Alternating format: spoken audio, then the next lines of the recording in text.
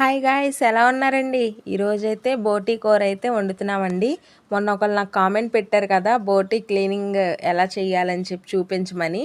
అయితే నేను క్లియర్గా అయితే చూపించలేకపోతున్నానండి, ఎందుకంటే ఫుల్ వర్షం పడుతుంది మాకైతే. ఇప్పుడు బోటీ చేస్తుంది మా బావగారండి. నేను మొన్న దీపావళికి అని చెప్పి మా అక్క వాళ్ళ ఇంటికి వెళ్తే ఇంకా అందరం గ్యాదర్ అయ్యాం, మా ఫ్యామిలీ మొత్తం. అక్కడైతే 2 సెట్స్ బోటీ అయితే తెప్పించామండి. అది చూపించారు కదా, 2 చేతులతో పట్టుకొని 2 సెట్స్ అండి. ఈ రెండిటిని క్లీన్ చేయడానికి పొద్దున కూర్చుంటే మధ్యాహ్నం దాకా పట్టిందనమాట. వీడియో చేయడానికి అసలు అవ్వట్లేదు, వర్షం ఏమో ఫుల్గా పడిపోతుంది ఓ పక్కేమో. సరే అయితే మొత్తాన్ని ప్రాసెస్లోకి వచ్చేస్తానండి. ఏంటంటే ఇది బోటీ లేత బోటీ అండి, మేము తీసుకున్నది ముదిరిది కాదు. లేత బోటీ చూస్తున్నారు కదా, కనపడుతుంది కదా. అది లేద్దా ముదిరిదా అని మనకి ఎలా కనిపెట్టచ్చు అని అంటే, అది తోలు ఉంటుంది కదా దానిపైన బ్లాక్ కలర్లో మనం వేడి నీళ్ళలో వేసి క్లీన్ చేసేది ఉంటుంది కదా, అది తెలిసిపోద్దండి. బ్లాక్ కలర్ ఉంటే కనుక కొంచెం బ్రౌన్ బ్లాక్ కలిసి ఉంటే అది ముదిరిది అన్నట్టు. లైట్ కాఫీ కలర్లో ఉంటే కనుక అది లేతగా ఉన్నట్టు అండి. ఇప్పుడు మేము చూపించింది లైట్ కాఫీ కలర్లో ఉంది కదా, బిస్కెట్ కాఫీ కలర్ కాంబినేషన్లో. అలా ఉంటే మాత్రం ఆ బోటీ అనేది చాలా అంటే లేతగా ఉన్నట్టు. ఎక్కువ వాటర్ వేసి ఉడికించాల్సిన అవసరం లేదనమాట.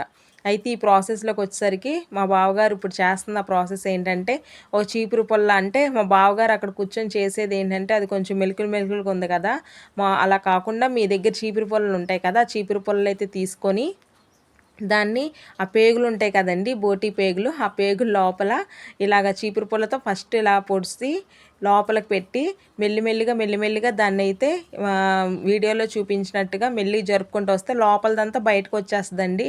అలా పేగులన్నిటిని కూడాను లోపల పేగులన్నీ బయటికి తీసుకొచ్చేయాలి. కొంతమంది చేతితో ఇలా లాగి క్లీన్ చేస్తారు వేస్టేజ్ అనేది. అలా అయితే పేగుల లోపల కూడా ఉండిపోద్దండి. అలా కాకుండా పేగులన్నిటిని కూడాను తిరగలు తీసేయాలన్నమాట. అలా చేయాలంటే అలా పుల్లని లోపల పెట్టి మన కన్వీనియంట్గా ఇదిగా చేసుకోవడానికి పుల్ల లోపల పెట్టి మెల్లిగా లాగి అదైతే పేగులన్నిటిని తిరగేయాలన్నమాట.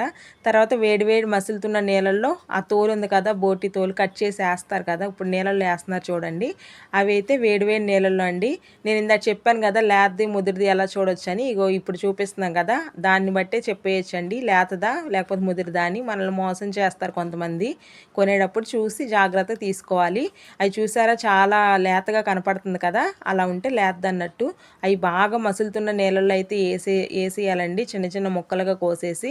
లేదు అంటే ముదిరిది అనుకోండి, కొంచెం వాటర్లో వేసేసే బాయిల్డ్ ఎక్కువసేపు చేయండి. ఇప్పుడు లేదు కాబట్టి మేము ఓన్లీ జస్ట్ వేడి వాటర్లో మాత్రమే ఈ బోటీ అనేది వేస్తున్నాం అనమాట.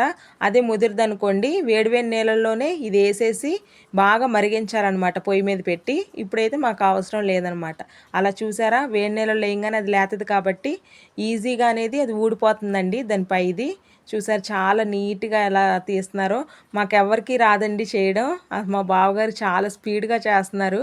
అసలు నాకైతే అస్సలు రాదు. ఈ బోటీ చూసిన వాళ్ళకి తినటానికి అసలు అవ్వదు అని అంటారు కదా, చిన్నప్పటి నుంచి నా ప్రాబ్లం కూడా అదేనండి. మా అమ్మ చేసేటప్పుడు చూసేదాన్ని, తినే టయానికి తినేదాన్ని కాదు.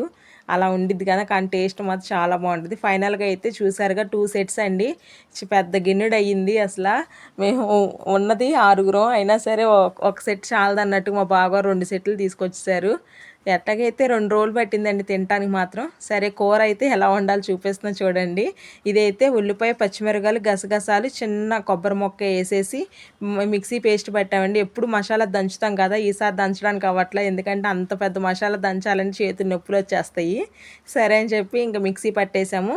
అది ఫస్ట్ నూనె వేసి కొంచెం వేగిన తర్వాత అప్పుడు పచ్చివాసన పోవాలండి ఉల్లిపాయ పేస్ట్ అనేది. పచ్చివాసన పోయిన తర్వాత ఈ కూర కడుక్కొని పక్కన పెట్టుకున్నాం కదా, చూసారు ఎంత వాటర్ వచ్చేస్తుందో. అసలు వడగిన్నెలో వేసినా సరే చూసారా ఎలా వాటర్ ఎంత ఉందో, అంత లేతగా ఉందండి. ఇది మాత్రం చాలా, మా అమ్మ అయితే బకెట్లు మా బావగారు అక్కడ ఒక పక్క క్లీన్ చేయడం, మా అమ్మ బకెట్లు వేసి కడగడమే సరిపోతుంది. అన్ని వాటర్ కూడా పట్టింది క్లీన్ చేయడానికి. అసలు చేసేవాళ్ళు బయట ఎలా చేస్తారో ఏంటో అనిపించింది, కానీ మొత్తానికి అయితే చేసాము. అదైతే వేసేయాలండి. అది మగ్గిన తర్వాత లాస్ట్కి ఇలా వేసుకున్న తర్వాత దీనిలో ఉప్పు, కల్లుప్పు ఉంటుంది కదండి, సాల్ట్ అయినా వేసుకోవచ్చు కల్లుప్పు లేని వాళ్ళు. మా దగ్గర అయితే కల్లుప్పు ఉంది కాబట్టి కల్లుప్పు వేసేసాము. వేసేసి కొంచెం పసుపు కూడా వేసేసాక మూత పెట్టేస్తే వాటర్ అంతా బాగా వచ్చేస్తుందండి. ఈలోగా మేమైతే దోసకాయ వేస్తున్నామండి. దోసకాయ లేని వాళ్ళు గోంగూర కూడా వేసుకోవచ్చు. మేము గోంగూర అనేది స్కిప్ చేసాం, ఎందుకంటే దోసకాయ అయితే చాలా బాగుంటుంది. ఇంకా దోసకాయ ముక్కలు కోసి పక్కన పెట్టుకున్న తర్వాత ఇదైతే ఇప్పుడు వేసిన పేస్ట్ ఏంటంటే ఇంకా వాటర్ వచ్చేస్తుంది కదా కూరలో నుంచి, ఆ టైంలో ఇంకా మసాలా ఎల్లుల్లిపాయి, ధనియాలు, జీలకర్ర అనేది, అల్లం కూడానండి, అది కూడా మిక్సీ పట్టేసేసి వేసేసామన్నమాట. అన్నీ ఉడికేటప్పుడేనండి ప్రాసెస్. అది ఉడికిన తర్వాత అప్పుడు దోసకాయ ముక్కలు వేసేసాము. చూసారు ఇందక్కడ సట్టి అంటే ఆ తపాల, అది సట్టి తపాల పైకి వచ్చిన తర్వాత ఇప్పుడు కొంచెం కిందకి వెళ్ళింది కదా కూర, ఆ టైంలో ఇంకా వాటర్ ఎగురుతుని అడుగంటుతుంది అన్న టైంలో కారం అయితే వేసేసామండి. ఇందులో కొంతమంది ఏంటంటే కుక్కర్లో పెట్టి వండుతారు కదా, మేమైతే కుక్కర్లో పెట్టమండి. ఎక్కువ వాటర్ పోస్తే మామూలుగానే ఉడికిపోద్ది. కారం అయితే ఒక సెట్కి వచ్చేసరికి 2 స్పూన్లు కారం అండి. మేము 2 సెట్స్ కాబట్టి 4 స్పూన్స్ కారం. కాకపోతే ఘాటు ఉందో లేదో చూసుకొని వేసుకోవాలి. మాది ఏంటంటే పట్టించిన కారం అండి, పచ్చళ్ళకు కూడా వాడతామని చెప్పాను కదా, ఆ కారమే అనమాట. అదైతే వేసాము. 4 స్పూన్స్ చాలా ఎక్కువ, కాకపోతే ఏంటంటే టేస్ట్ బాగుంటుంది, కొంచెం కారం కారం బాగుంటుందని వేసాము. కారం ఎక్కువ ఉండే వాళ్ళు అయితే 3 స్పూన్స్ అయితే సరిపోద్దండి. మొత్తానికి అయితే కారం వేసాం కదా, ఇంకా వాటర్ పోసే ఇది కూడా లేదు. చూసారా చాలా ఈజీగా మగ్గిపోయింది కదా, అది లేతది కదా అందుకని మగ్గిపోయింది. ఇంక చూసారా ఫైనల్గా అయితే ఇలాగ వచ్చిందండి. ఇలా వస్తే సరిపోద్ది. ఇంకా కొత్తిమీర వేసేసుకొని కూర అయితే కట్టేసుకోవచ్చు.